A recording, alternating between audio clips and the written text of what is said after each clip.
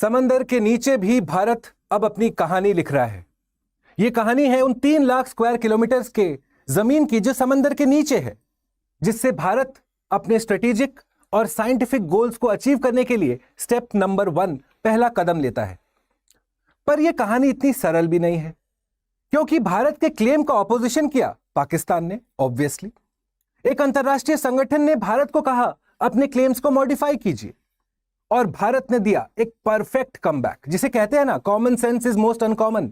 भारत ने अप्लाई किया common sense, और आज हम देखते हैं कि भारत अब एक पोल पोजीशन में है जब हम बात करते हैं भारत के एक्सटेंडेड कॉन्टिनेंटल शेल्फ की। इस स्टोरी को सिर्फ ज्योग्राफी के प्रिज्म से मत समझिएगा, यह जियोपॉलिटिक्स का प्ले है, वो भी अंडर वाटर। भारत अब सिर्फ लैंड के ऊपर ही अपना सॉवरेंटी का सिक्का नहीं जमाता, अंडर वाटर भी भारत के सॉवरेंटी का वर्चस्व माना जाता है। तो क्या है भारत का एक्सटेंडेड कॉन्टिनेंटल शेल्फ का क्लेम? इसी को समझने और समझाने के लिए स्टडी आईक्यू की तरफ से मैं प्रस्तुत हूं। मेरा नाम है भुवन झा। दोस्तों, अगर हमको एक्सटेंडेड कॉन्टिनेंटल शेल्फ को समझना है तो सबसे पहले हमको समझने की आवश्यकता है United Nations convention on the law of the sea, UNCLOS। UNCLOS क्या होता है? समंदर के ऊपर, ओशंस के ऊपर बाउंड्री को डिफाइन करने का एक अंतरराष्ट्रीय अग्रीड, इंटरनेशनली अग्रीड मैकेनिज्म। ऐसा समझिए कि आपके कोस्ट के पास में आप एक बेस लाइन एस्टैब्लिश करते हैं, और उसके बाद उसके जो पहले 12 नॉटिकल माइल है ओशन के साइड, 1 नॉटिकल माइल करीब करीब 1.8 किलोमीटर होते हैं। तो जो पहला 12 नॉटिकल माइल है उसको हम कहते हैं टेरिटोरियल सी, यानी कि यहां पे आपको फुल सॉवरेंटी मिलती है, ना सिर्फ ओशन के पानी, उसके रिसोर्सेज, पर आपके एयर स्पेस के लिए भी। और उसके बाद आता है exclusive economic zone 200 nautical mile तक। एक्सक्लूसिव इकोनॉमिक जोन में लिमिटेड सॉवरेंटी होती है, यानी कि यहां पे आप रिसोर्स एक्सट्रैक्शन वगैरह कर सकते हैं। और उसके बाद हम देखते हैं UNCLOS में कहा गया है कि हाई सीज बनते हैं, वही हाई सीज जिसको अंतरराष्ट्रीय कम्युनिटी कहता है कि यह global Commons of human kind है, यानी कि यह सबको बिलोंग करता है। खैर, हाई सीज हमारे इंपॉर्टेंस का नहीं है फिलहाल। अब एक्सटेंडेड कॉन्टिनेंटल शेल्फ क्या है? तो दोस्तों, किसी भी कॉन्टिनेंट का जो मार्जिन होता है, यानी कि उसका कॉन्टिनेंटल साइड जो है, अगर वो 200 नॉटिकल माइल क्रॉस करके आगे तक चला गया, तो वो जिस स्टेट का, जिस कंट्री का वो एक्सटेंडेड कॉन्टिनेंटल शेल्फ है, वो कंट्री उस पर क्लेम कर सकता है। कैसे? उसे एक अंतरराष्ट्रीय संस्थान को अप्रोच करना होता है, और आर्टिकल 76 के अंदर यह प्रावधान है कि आप ये एक्स्ट्रा एरिया अपने लिए क्लेम कर सकते हैं। तो जब हमने समझ लिया कि एक्सटेंडेड कॉन्टिनेंटल शेल्फ और कुछ नहीं है, पर वही है कि जब 200 नॉटिकल माइल के बाद आपका natural prolongation of continental margin हो, तो वो एक्सटेंडेड कॉन्टिनेंटल शेल्फ है। अब आखिरकार ये ECS, extended continental shelf, important क्यों है? आपको पता तो होगा कि हमारे ओशंस जो हैं वो अंडर यूटिलाइज्ड हैं। ओशंस आर अ रेपोजिटरी, एक हॉटबेड है वो, ना सिर्फ मिनरल्स का, पर बायोलॉजिकल लाइफ का, ऑयल एंड गैस का, यानी कि रिसोर्सेज से भरा है हमारा ओशंस।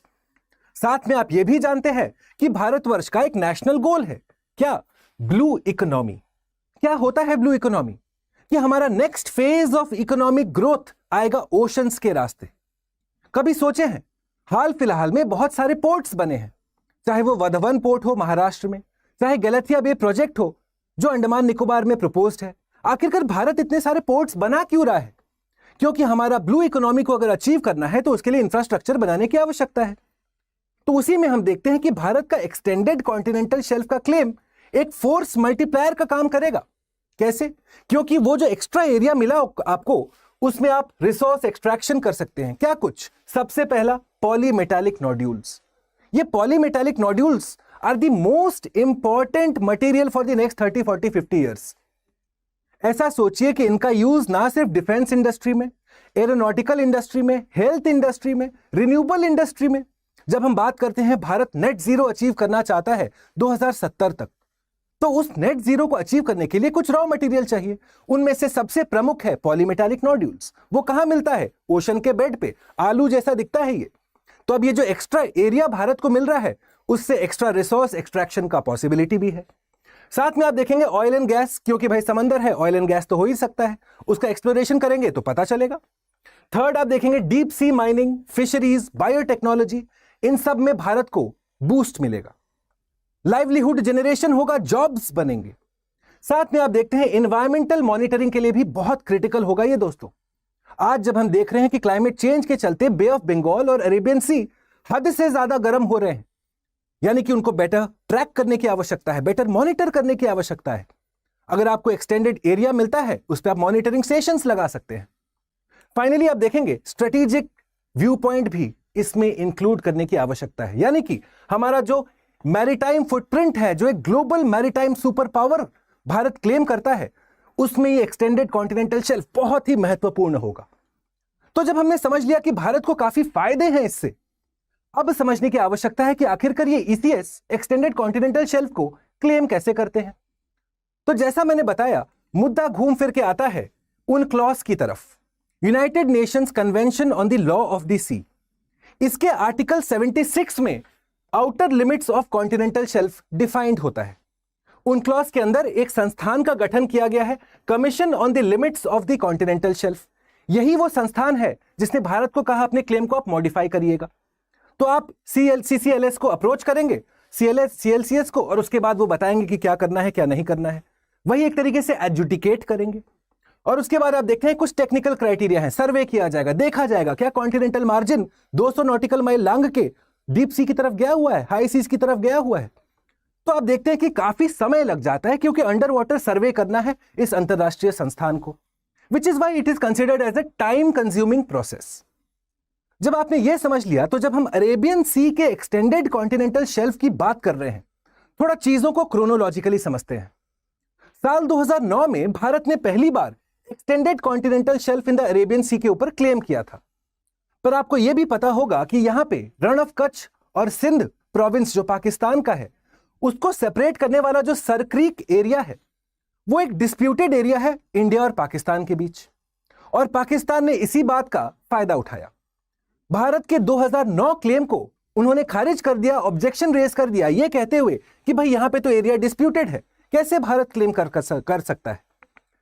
जिसके चलते आप देखते हैं कि जब 2009 में भारत का पहला सबमिशन आता है बे ऑफ बंगाल और अरेबियन सी में, उसके बाद जो ऑब्जेक्शन आता है पाकिस्तान के बाद because of the Sir Creek dispute, तो जो CLCS है, commission on the continental shelf वाला जो संस्थान है, वो कहते हैं कि आपका ये जो इंडिया का क्लेम है ये गलत नहीं है। पर एक व्यू पॉइंट भी वो बताते हैं कि भारत को हम ये हक देते हैं कि आप अपने क्लेम को मॉडिफाई कर सकते हैं।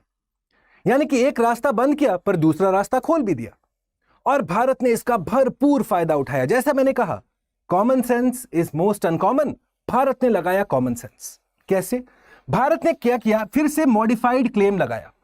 अब जो हमारा पूरा अरेबियन सी का एरिया था उसको स्प्लिट कर दिया, एक साइड जो डिस्प्यूटेड है, एक साइड जो नॉन डिस्प्यूटेड है।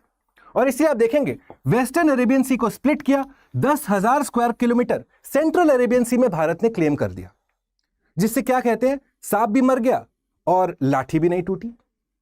तो जब हम समझते हैं कि यह भारत का क्लेम कितना क्रिटिकल होगा, क्योंकि आप मनूवर कर रहे हैं, ये जो एक सरक्रीक का डिस्प्यूट है, अंतरराष्ट्रीय मान्यता मिला हुआ है इस डिस्प्यूट को, तो उसको हमने सरकमवेंट करके भारत के नेशनल गोल्स और प्रायोरिटीज को डिफाइन करने के लिए ये एक्सटेंडेड कॉन्टिनेंटल शेल्फ का क्लेम किया CLCS की तरफ। Now once you understood this, अब एक और प्रॉब्लम शुरू हो गया इसके बाद कि आपने जो यहां पे एक्स्ट्रा एरिया में डिफाइन किया, ये जो एक्स्ट्रा एरिया में आपने कॉन्टिनेंटल शेल्फ मांगा है, तो वहां पे ओमान का भी एक कॉन्टिनेंटल शेल्फ का क्लेम है। पर जानते हैं, साल 2009 में इंडिया और ओमान ने एक अग्रीमेंट साइन किया था, जिसमें उन्होंने कहा था कि हमारा कॉन्टिनेंटल शेल्फ डिस्प्यूट में नहीं है और जो कुछ भी होगा वो बातचीत करके, विचार विमर्श करके हम लोग सॉल्व कर लेंगे। बहरहाल यह मैं आपको बता दूं कि भारत के क्लेम के ऊपर फाइनल डिसीजन बहुत जल्दी आने वाला है। And once hopefully pray to God ये भारत को मिल जाए एक्सटेंडेड कॉन्टिनेंटल शेल्फ, उसके बाद आप देखेंगे कि हमारा जो एक मैरीटाइम पावर का एक रोल है, जो एक औहदा है, उसमें काफी इंक्रीज होगा। भारत को ना सिर्फ मिलेगा बूस्ट हमारे मिनरल रिसोर्सेज में, ऑयल रिसोर्सेज में, लाइवलीहुड में, और इन सब का सीधा सीधा फायदा होगा भारत की जनता को। तो हमको नीचे कमेंट बॉक्स में आप जरूर बताइएगा कि भारत के एक्सटेंडेड कॉन्टिनेंटल शेल्फ के एक्सप्लोरेशन में और क्या रिस्क एसोसिएटेड हैं, क्योंकि एंड ऑफ द डे हम बात कर रहे हैं ओशन के एक्सप्लोरेशन की। ओशंस जो ऐसे भी हाईली सेंसिटिव हैं, क्लाइमेट चेंज के चलते गर्म होते चले जा रहे हैं, जब आप पॉलीमेटालिक नोड्यूल्स इत्यादि का एक्सट्रैक्शन करेंगे डीप सी में, तो हो सकता है कि ओशन लाइफ भी डिसरप्ट हो। यानी कि आवश्यकता है कि सस्टेनेबल तरीके से भारत अपने स्टेप्स को डिफाइन करे, और उसमें कोई दो राय नहीं है।